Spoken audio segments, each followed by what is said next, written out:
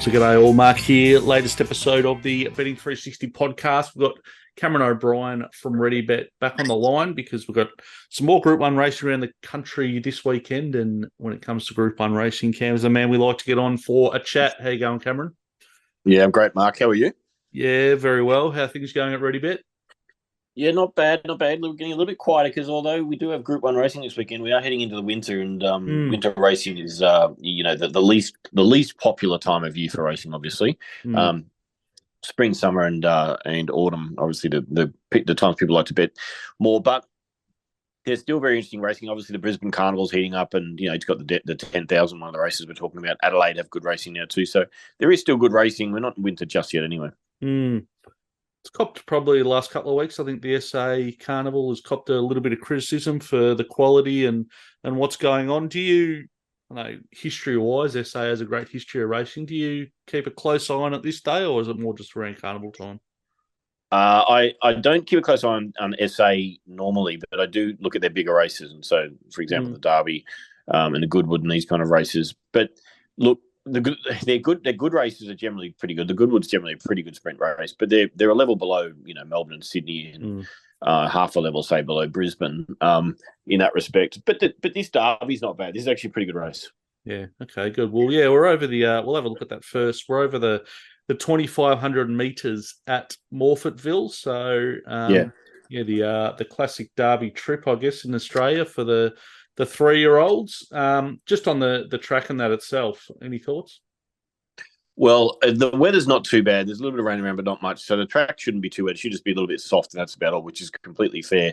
And as far as this trip, it's the map doesn't mean a great deal, except that there's a big field. There's no real event. Look, you have a slight advantage for being the first half of the field. That's about it for Morphettville over this kind of trip. The further you go, the less the map matters as far as where you're positioned in the run. That is, unless there's some sort of bias. But in the only reason it matters in this respect is because there is a big field of 16. So those drawn wide, if they race wide, that's going to make it harder. But that's not so much map related as barrier related. But ideally, with cover in the first half of the field, off the fence if you can, because you don't want to get cluttered up. But as long as you get cover somewhere, they'll pretty much get their chance, and the track should play pretty fair. Good stuff. All right, we'll have a look through your top few chances that you've given me. On top, and I think favourite at the moment is the 16 She's Fit at $4.50. Yeah, filly in the race, at Perth also. So I know her from her good form over in Perth. Already a 2,400 metre winner of the Oaks over there, and then ran third in the Derby as well. And then came over and has run second in the Australasian Oaks here at Morphettville over 2,000 metres last start. She closed it out really, really strongly there. She's obviously up to 500 metres is no problem at all. In fact, she'll like it because, as I said, she's a winner over the 24. Barrier 11's good because it's middle of the pack. She'll drop in for a trail there somewhere. She should be in the first half of the field. She came from well back in the Oaks, but expected to map up a lot closer as she did in Perth.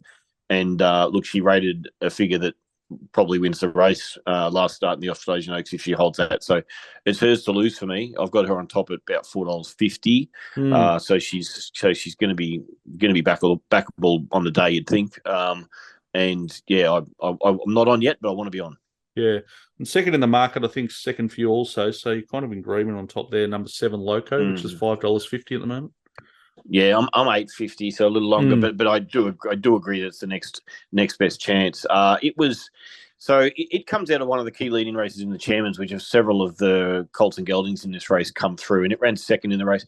And what happened in that race was halfway through, Swazero, who we'll talk about in a moment, who was sitting pretty handy to the pace, about 800, 900 out from home, just suddenly made a move and put a lot of pressure on the leader. And so the pressure went on early, and that stuffed up Swazero's chances a bit, who ended up running third in the race.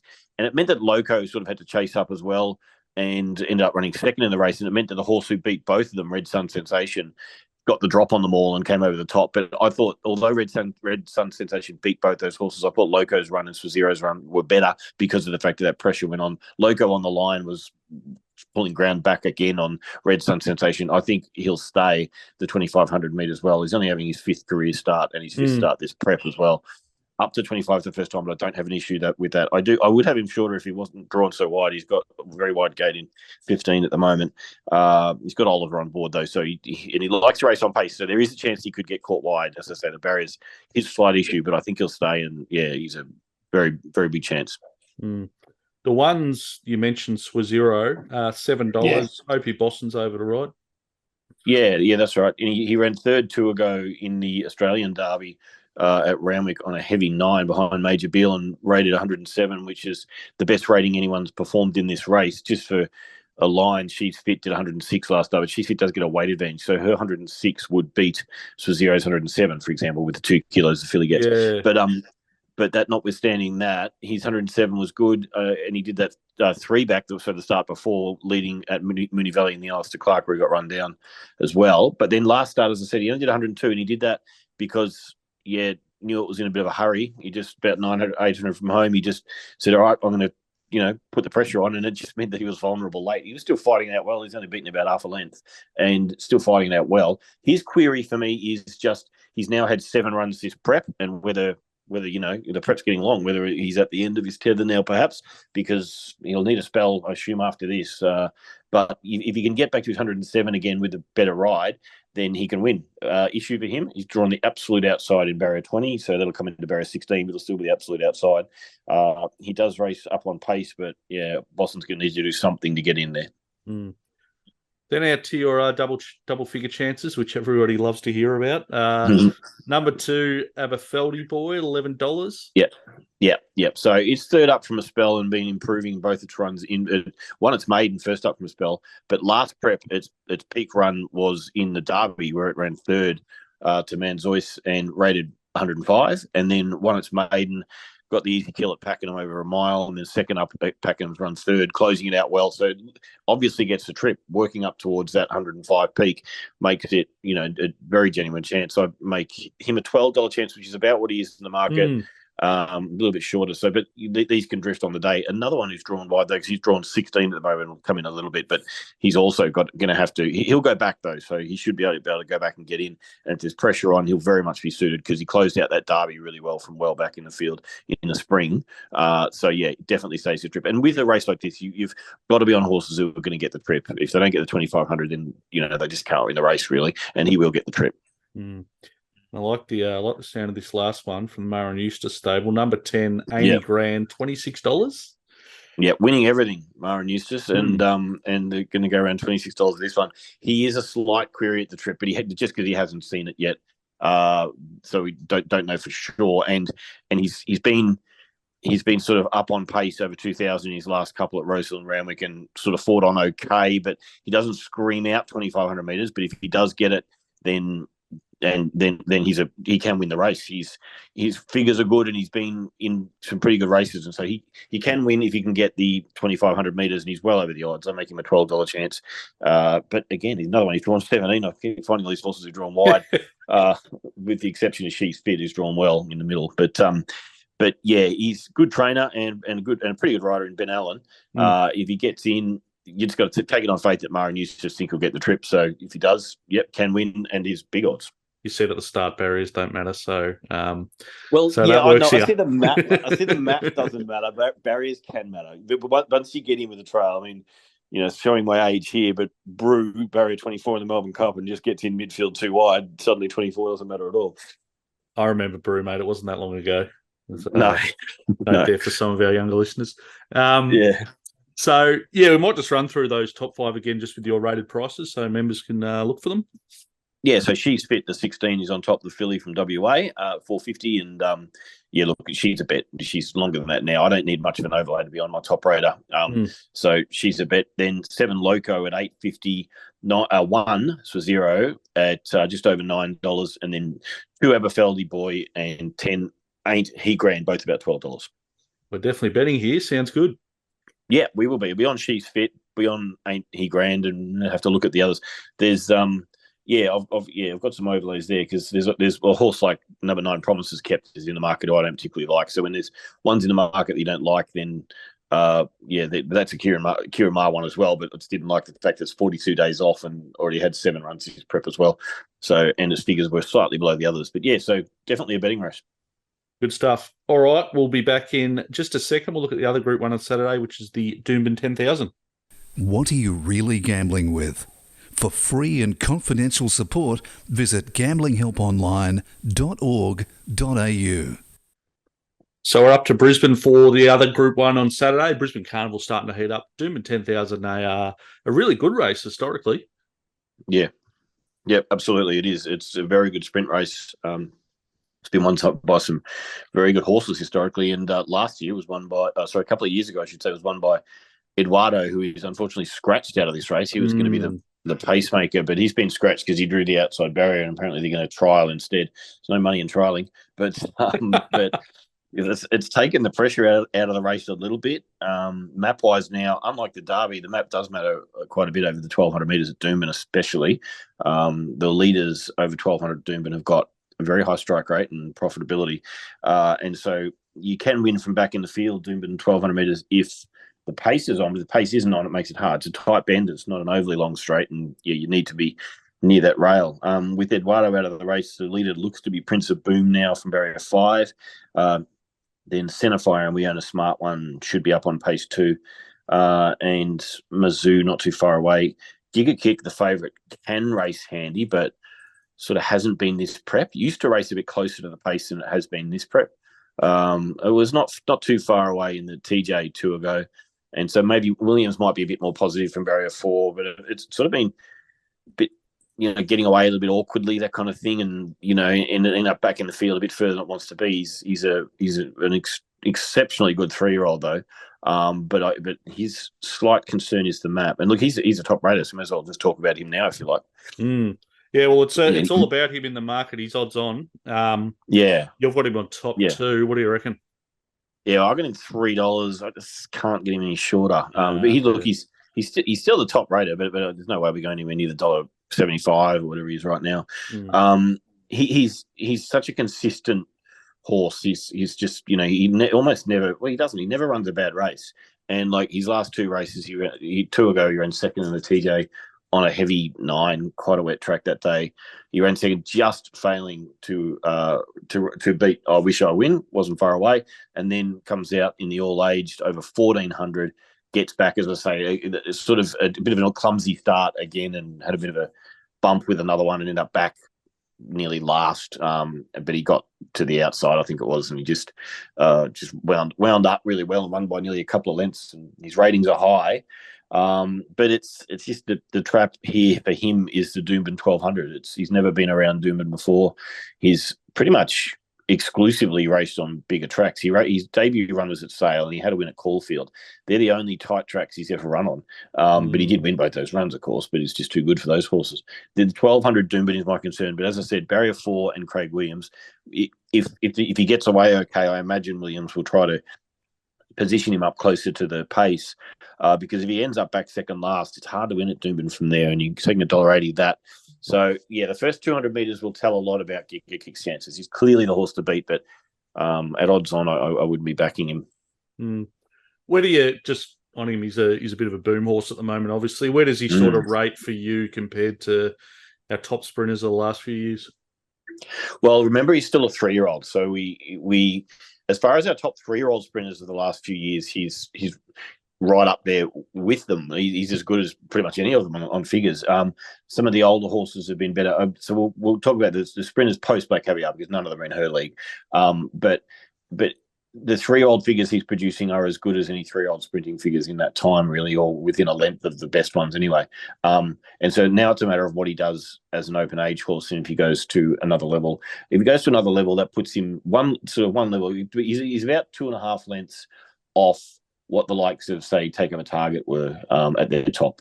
2.5, 3 lengths off that, but that was Takeover Target as a fully grown horse. This guy's still a 3-year-old, so yeah, he's an extremely good horse. Tracking pretty well. So you had, I think your second pick was the 2 Mazu at $8.50. Yep. Yeah, I'm $7, so a slight overlay. He loves a heavy track, which he's not going to get here, but he has also won on good tracks and dead tracks. Just his absolute top is on heavy. He was good in the TJ where he ran 3rd in the race where where Giga Kick ran second. He was less than a length off Giga Kick in that, so he's obviously right there as well. This is also weight for age like that was, so it's same weight scenario for both of them here, and there's less than a length between them that day. Rated 116, solid horse. Then he also went up into the all-aged and probably just didn't quite get the 1400 perhaps, because his best is around about this 1200 metre trip. Comes back to the 1200 metres and should end up closer in the run than Giga Kick. So hasn't seen Doomben, but a horse like this should like Doomben up on pace. But barrier 7, if Tim Clark can just get in, he's certainly right in this race, and he's slightly longer than my price at the moment. On the day on Saturday, might get longer again. So I'll be looking to back him. Looks like I assume you got another overlay here with 6 Prince of Boom, because it's $18. Yeah, Prince of Boom's over the odds. Look, I have pushed it forward a little bit. Robert Heathcote and James Orman, already a winner here at Doomben. It's just got a few things going right for it, and now it's the leader in the race. So with Eduardo out of the race, this horse is going to lead from barrier 5. James Orman, as I say, knows this track like the back of his hand, and Heathcote obviously trains there. So it's set up for a horse like this to go really well. With Eduardo out of the race, he's hard to beat. He's gone 100, 911. He's 2 runs this prep. He will need more than that. Like if he just does those figures, then he's these horses will run him down. But he's only a 4-year-old and he's only had a dozen or so starts. There's no reason to think that we have not seen the top of this horse, and he gets his chance to find his new level. 3rd up from a spell. Everything looks right for him, mapping as the leader at Doomben 1200 metres. So yeah, he's quite a good each way bet, really. Leader at Doomben, 3 other horses. For him to run 4th, 3 other horses are going to have to run him down. I'm sure he's set for this race. Heathcote will have him primed to do a new peak. So yeah, he's a great each way bet. The 5's the Godolphin runner, Valana, which is $10. Yep. Ridden by Brad Rawler, who's in pretty good form at the moment, and he won first up from a spell in the Hallmark nearly a month ago in April, and rated about a length off his top, but he was wide throughout, and so it was like a peak run. So he's come back around about at his top.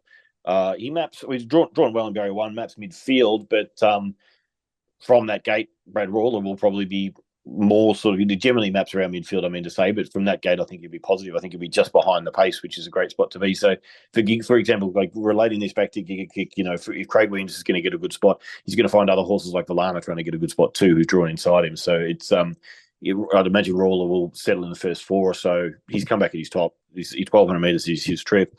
Very consistent horse. So yeah, he's right in this as well. He's almost bang on my price. I'm $9.50. So that's about what he's in the market at the moment. So he's right on my price. And the other one is the other Godolphin runner, and in the market, the 9F Cabin, $5.50. Yeah, I'm $10. Is definitely a chance, but he's obviously under my odds.